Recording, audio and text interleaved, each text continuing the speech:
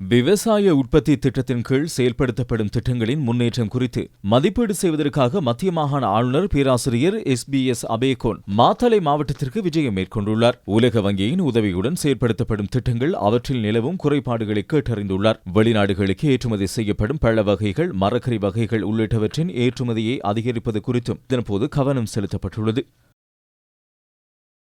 அரசாங்கத்தின் 100 கரையோர பூங்காக்களை அமைக்கும் தேசிய வேலை திட்டத்தின் கீழ் கல்முனையில் புதிய பூங்கா ஒன்றை அமைப்பதற்கான அடிக்கல் நாட்டும் நிகழ்வு இடம்பெற்றது. பாராளுமன்ற உறுப்பினர் ஆதம்பாவா, கல்முனை பிரதேச செயலாளர் அதிசயராஜ் உள்ளிட்டோர் இதன்போது இணைந்திருந்தனர். அம்பாறை மாவட்டத்தில் 10 கரையோர பூங்காக்கள் அமைக்கப்பட உள்ளன. மட்டக்களப்பில் சிறுவர் பாதுகாப்பு வாரத்தையொட்டி கவன ஈர்ப்பு பேரணி ஒன்று நடைபெற்றது. மட்டக்களப்பு கோட்டை முனை பகுதியிலிருந்து ஆரம்பமான பேரணி காந்தி பூங்கா வரை சென்று அங்கு விழிப்புணர்வு நிகழ்வுகள் இடம்பெற்றன. சிறுவர்களின் உரிமைகளை பாதுகாத்தல், அவர்களை உரிய முறையில் வழிநடாத்துதல், சிறுவர்களுக்கு எதிரான வன்முறைகளை தடுத்தல் உள்ளிட்ட செயற்பாடுகள் குறித்து தெளிவுபடுத்தப்பட்டுள்ளது.